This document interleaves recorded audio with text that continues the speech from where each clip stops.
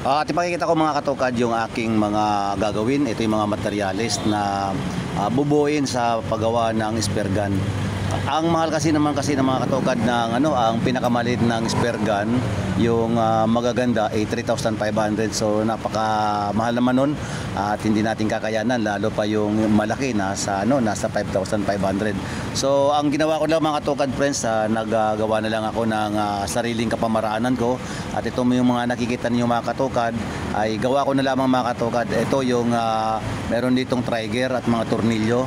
At ito yung mga gagamitin ko mga katukad friends sa paggawa ng pana o spear gun, lagari. At tapos Phillips screw, martilyo, plies at yung lagaring bakal. Lahat po yung gagamitin. At ngayon mga katukad ay naglalagari na ako ngayon ng gagawin natin na pana. Ayan. So dito tinatanggal ko yung kalahati guys para lumit yung pinakadulo. At ito nga malapit ang maputol. So ayun guys, naputol na. At syempre ang gagawin ko nito mga katukad friends ay lilinisin ko yung pinakailalim at pakikinisin ko na rin guys. So dito sinimulan ko ng mga katukad friends ang magkaskas o magtanggal ng pangilalim para gumanda naman siya guys. Ayan. Maswerte mga katukad friends kapag mayroong kang ginagamit na pang kaskas. Sa akin mga katukad friends, dahil nga siyempre wala naman ako mga ganun, mano-mano na lang, blade na lang yung ginamit ko. Yung katam nga pala yung mga katukad. Katam yung ginagamit para kuminis at magpanipis. Ako, blade lang mga katukad friends, bali pinagtiyagaan ko talaga hanggang sa makuha ko yung pinaka-shape ng ng pana. Ayan. Hindi ko talaga tinigilan mga katukad friends na kiskisin ito para kahit paano naman sa loob lang ng mga isang oras ay magawa ko na. Sige lang guys na kinikiskis ko lang ng kinikiskis. Ayan. Ganito lang kapag wala kayong katam. Pero kung may katam naman kayo mga katukad friends, bakit hindi, para mabilis ang trabaho. So ayun, dito naman sa kabila, ganun din ang ginawa ko mga katukad. Ayan, tinanggal ko. At dito sa pinaka barrel niya, ayan, nilinisan ko na rin guys. Ayan.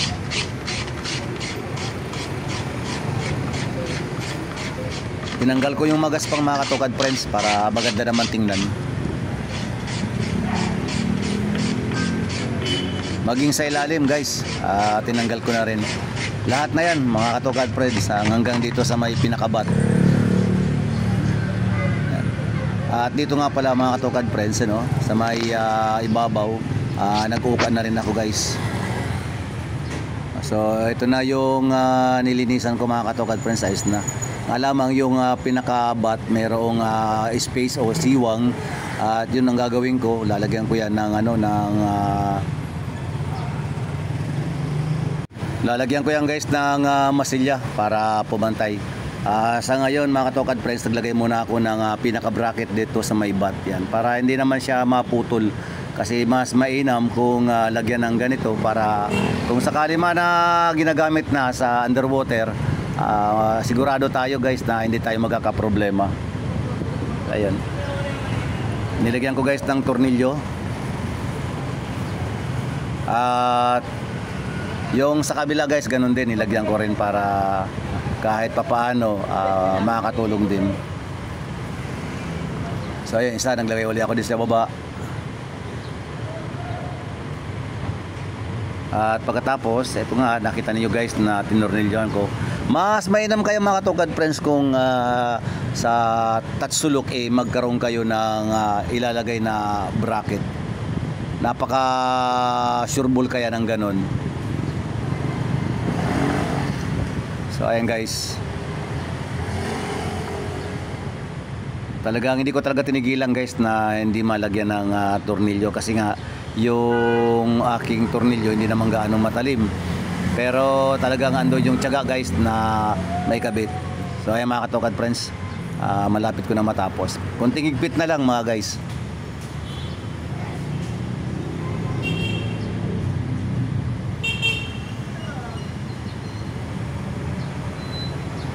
At sa kabila uli, siniguro ko na talaga mga katugad friend na mahigpit yung aking paglagay. At ngayon nga mga katugad friends, dito sa may nakikita ninyo, naglagay na ako guys ng tornilyo. Doon, yung tornilyo ito mga katugad friends, magkabilaan. Dito ko ilalagay yung pinaka-trigger niya. So yun nakita ninyo guys. Kaya kung gagawa kayo mga katugad friends, ganito ang gayahin ninyo. Maglagay kayo ng isang tornilyo na size 10. Ayan, size 10 magkabilaan. Pagkatapos ilagay yung yung pinaka trigger na sariling gawa.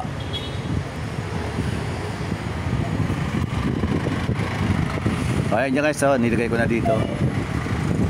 Tinanggal ko uli guys para higpitan yung higpitan yung tornilyo. Kapag mahigpit kasi yung tornilyo guys, mas maganda. Maganda yung niya, yung galaw niya. So muli kong inilagay yung trigger. Ayan. Tapos naglagay na rin ako guys doon sa may pinakadulo ng isa pang tornilyo para hindi matanggal.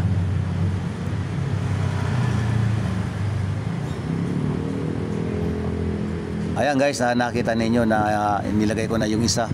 At maya maya ilalagay ko na rin mga katugad friends yung isa pa doon sa kabila, para sigurado doon tayo sa ating trabaho. Maganda ito guys kasi napaka simple lang na trabaho at hindi ka gagastos ng malaki. Maliit lang ang gagastusin mo. Kasi napakamura lang mga katugad friends ng mga materyales. Una, yung bakal na ginamit kong pinakabusog, mura lang, 10 piso lang yung guys. Yung palaso ba, 10 piso lang pagkabili ko doon guys. Pagkatapos yung tornilyo, ang isang piraso 2 piso. 4 piso lang yung dalawa. 8 piso yung dalawang 4 na tornilyo guys. Pagkatapos ginawa ko nga guys yung sarili na lang yung pinaka-trigger niya. Ayan. Yan ang pinaka-trigger guys na ginawa ko. Sariling lang yan, sariling kaisipan lang yan mga katugad friends yung aking ginawa. Pagkatapos dito sa may kabila, ayan, napakita ko sa inyo. Ayan. So naglagay uli ako ng isa dyan para hindi matanggal yung pinaka-trigger niya.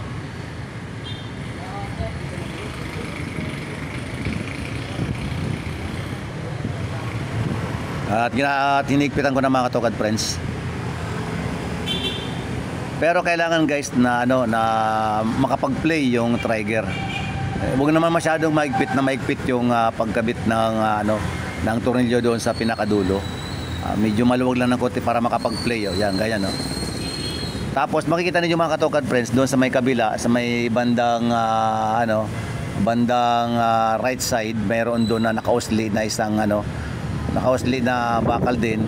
Yun yung mga katugad friends ang lalagyan ng spring. So mamaya ipakikita ko sa inyo mga katugad friends pagkatapos na mai-set natin yung pinaka-trigger.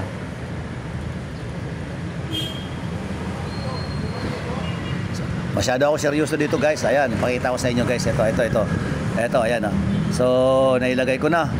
Ang mangyayari nga nito mga katugad friends, ayan. So yan, mga tinuturo ko na yung mga katugad friends, yung mga tornilyo ikinabit ko na. Magkabilaan siya.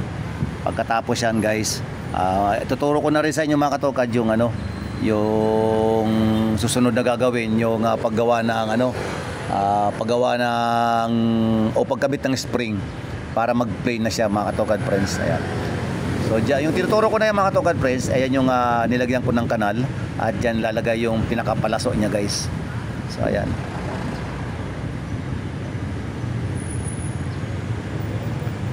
At sa puntong ito mga katugad friends, sinahanap ko na yung spring, yung maliit na spring. Ayan, yung spring na yan guys, yung ilalagay ko dyan mismo, siya yung hahatak mismo doon sa trigger para mag-play siya. So ngayon, tingnan niyo mga katugad friends kung paano ang gagawin ko. Yung pinakadulo ay binaluktot ko lang ng konti para doon ipasok yung spring. Pagkatapos gumawa ko ng isang tornilyo uli at yung pinakadulo ng spring ikinabit ko sa may pinaka-bat. Ayan. panoorin nyo mga katokad friends. Madali lang ito, napakasimpleng trabaho lang ito mga katokad friends. Tuloy na nga tayo mga katokad doon sa ating ginastos na sa materyales kung magkano. Pagkatapos yung kahoy na ginamit ko, 75 pesos guys. So magkano lang yun? 70 yung kahoy, tapos yung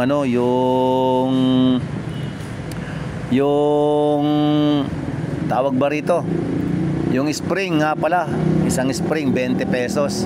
70, 80, 90, tapos 10 piso na bakal, 100, tapos 8 piso na tornilyo. 108 pesos lang ang ginastos ko. Pagkatapos, mayroon pa pala guys, meron pa yung goma, 30 pesos pala yun, 30 pesos Bisaya. So 140 ang ginamit ko lahat-lahat. Pagkatapos, eto nga, napakikita ko sa inyo kung paano ko naikabit yung spring. Ayan guys. So inilagay ko na yung spring sa pagkakataong ito. At yun, pakita ko sa inyo. Ayan guys, nagpi-play na siya, bumabalik na siya. Yun ang aking yung aking invention. Imbento ko yan guys. Bali galing lang sa isip ko yan. Pinagana ko yung isip ko kung paano ko gagawin yung mga yung bakal na yung yan na maging trigger siya. Tabang tinititigan ko mga katokad friends, iniisip ko kung paano ang gagawin ko doon mismo sa may palaso o yung busog. Siyempre sabi ko nga na maglalagay ako doon guys ng ng pinaka bang tawag dito, yung gatla niya, para kumapit mismo doon mismo sa may trigger.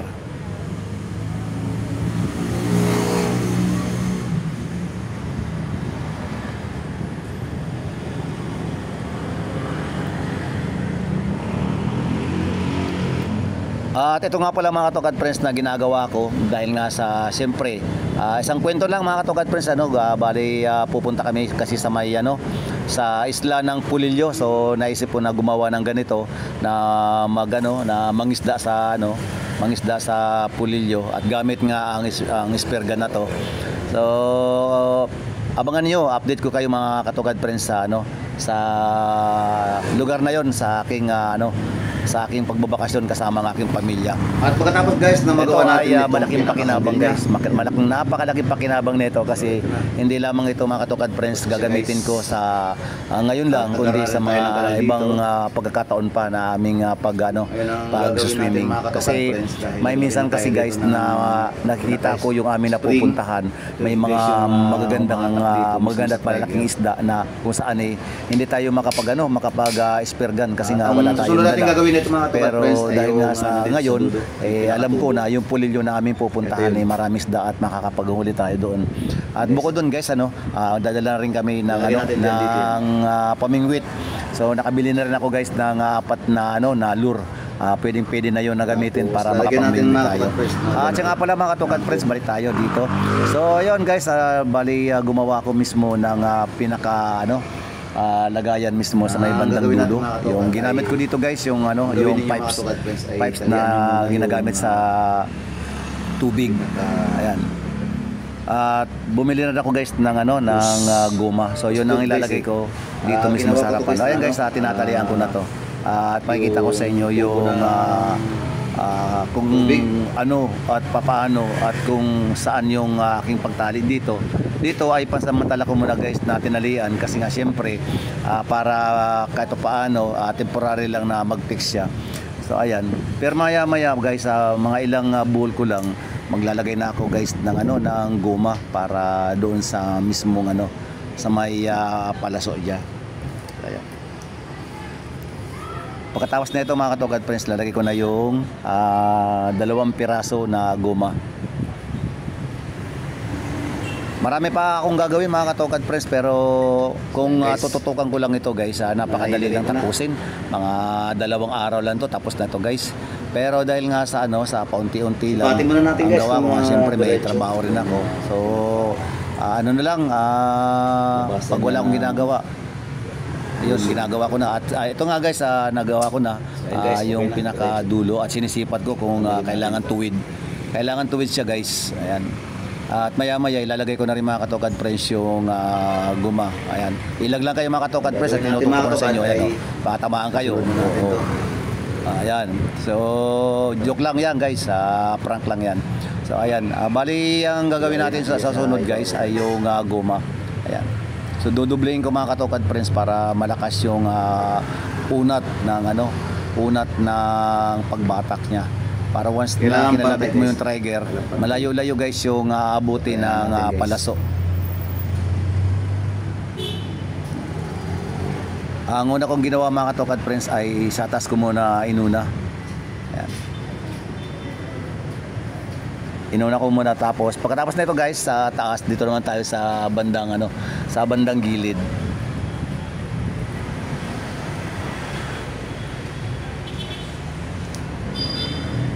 Dahil sa maselan ako guys sa aking pagtatrabaho, talagang sinusure ko talaga na tama yung pagkabit ng goma.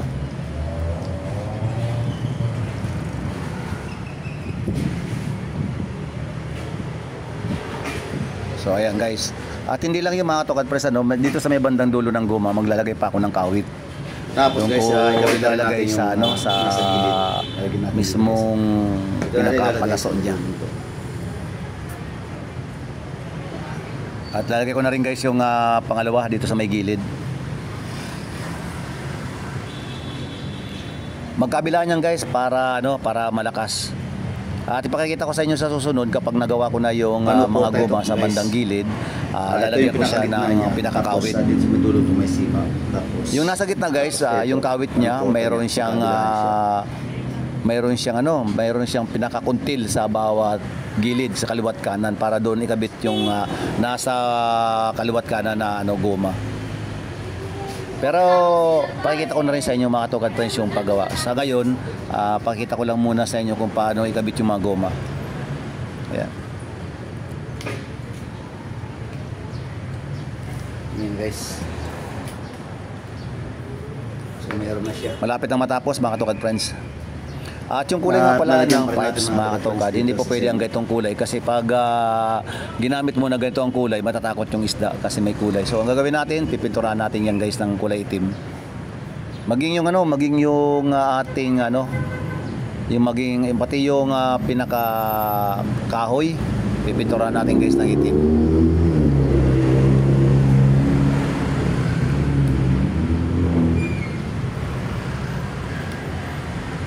Napakalayo ng diferensya mga katokad friends, 140 lang ang aking ginastos lahat-lahat kumpara sa bibili ka sa tindahan, napakamahal talaga. Bagay, napakaganda naman talaga kahit na ganung halaga, 3,500 yung pinakamaliit. Napakaganda naman talaga nun.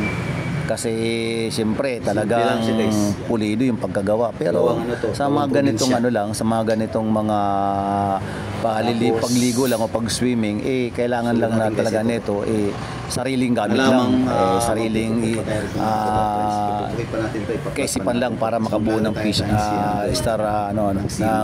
makabuo ng pana or tinatawag na spear gun. So ayan guys, nilagay ko na yung pinakabusog niya. Ayan. Yung palaso guys, ayan na. So nilagay ko na yung pinakabakal. Tama-tama guys, doon sa aking ginawa na kanal, doon siya nakalagay. Tapos tataas ko mismo yung trigger. Ayan, tapos pasok ko sa ilalim guys. May sima yan dito. Ayan, sima siya dito. Doon. Tapos yung sa pinakadulo guys, mayroon akong ginawa na malit na kanal para yung pinakadulo, doon mismo siya magiging parang stopper siya. Sima rin dito. Pag may sima na rito guys, yan. Dito. Dalawang sima yan. Sa dito. Sa dito. Tapos, at dito naman sa una guys, maglalagay naman tayo ng pinakakawit, kabitan. Ngayon, atake natin guys ito. So ayan guys. So bali pag nalagyan na yan sa may pinakadulo mismo ng malit na kawit, hatakin mo yan, kakabit mo doon sa mismong gagawin natin na pinaka-puntil niya guys.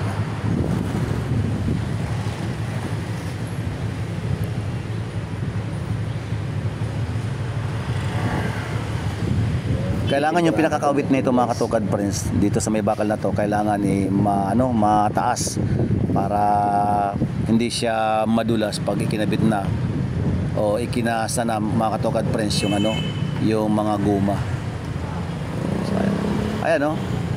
So bali tinitingnan ko mga katukad friends dito yung pinakabutas kung baka pag pinaigkas ko to tumama yung pinakasabitan niya. Ginawa ko lang ito mga katukad, isang araw lang. Yan. Pero di pa tapos to guys kasi magmamasilya pa tayo rito. Lalagyan ko pa ng masilya. So naglagay ako dito ng ng bracket. Ayun. Naglagay ako ng bracket dito para di siya maputol. Spring. Ito yung trigger.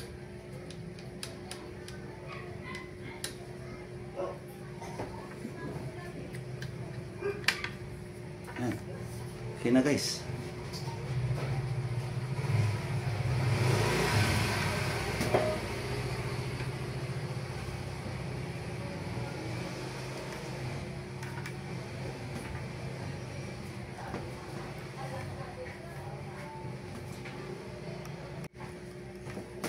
At sa susunod mga katukad friends, ngayon natin ang gagawin ko sa araw ng bukas, ipaplat ko to. Pupupukin ko to guys. Pupupukin ko siya. Ito. Yan, kailangan mag-plat siya para malagyan dito ng pinakasima. Sa araw ng bukas yung guys, i-update ko kayo.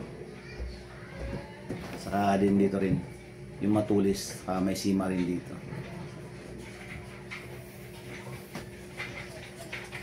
Bukas to guys, tapos na to.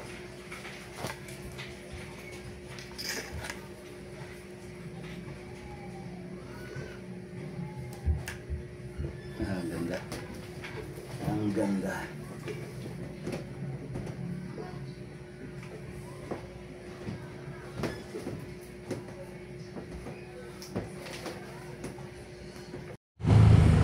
So guys, temporary pa lang ito guys na nakikita ninyo at hindi pa ito tapos sa mga susunod na araw o kaya sa araw ng bukas tatrabahuin ko na ito mga katukad friends. At ang gagawin ko mga katukad, dadalhin ko sa Banawi yung pinakapalaso o yung buso para maglagay ako doon ng sima. At yun nga mga katukad friends, nandito ako ngayon sa Banawi at ginagawa ko na ito. Naglalagay na ako guys ng ng pinakasima. So ang ginagamit ko mga katukad friends ay yung kikil. Mano-mano guys yung aking paggawa ng paggawa ko ng sima mga katukad sa dulo at sa likuran.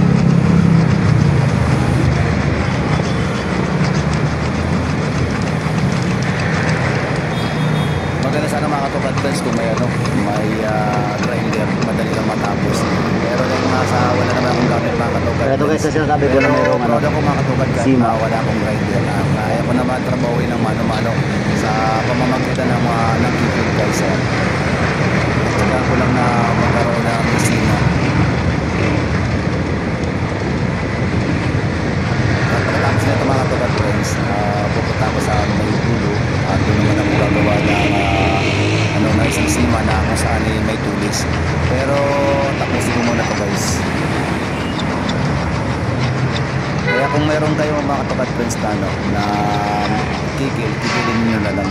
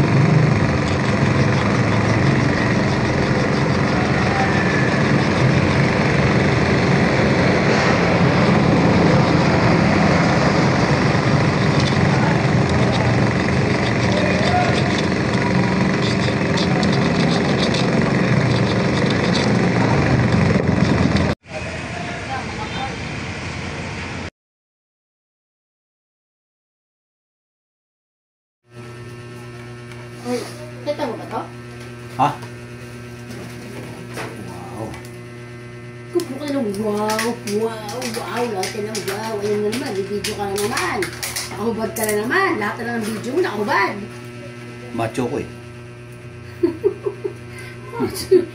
Nakikita mo ba yung bilbil na yan? Macho yan, oh! Ah, nasaan?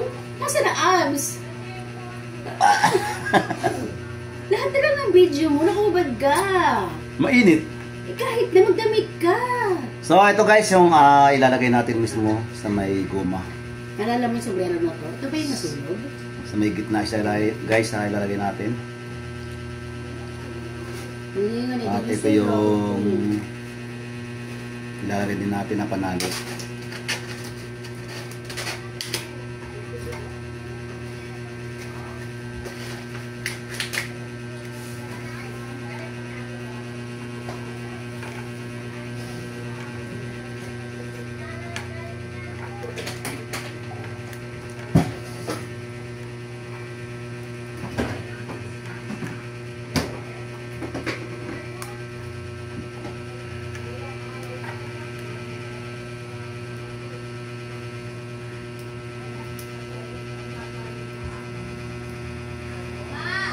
May hanger pa ba sa taas? Ha? May hanger pa ba dyan? Puntahan ko si Ate Joy. Bakit? Ano na ba sila? Oh, ito guys, oh. Bali tapos na. Naikabit ko na yung pinaka lagayan. Gagano na lang yan guys, oh. Kabit na lang yan dito. Yun. Tapos na siya. Tapos, ang gagawin na lang guys, mamasilya na lang ako dito sa may part na to. Mamasilyan ko na lang yan. Yan, tapos na yan guys. Hi. Bye.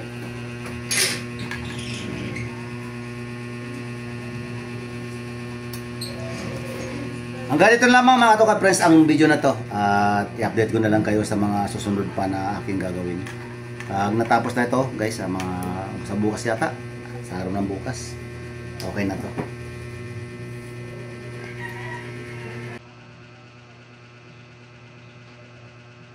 So ito guys, bali titestingin na natin yung ating ginawa na spear fishing. So ayun, tapos na guys. Nalagyan ko na nga pala mga Toka Friends na sima doon sa dulo at papatulisan ko na guys. Titestingin natin mga Toka Friends.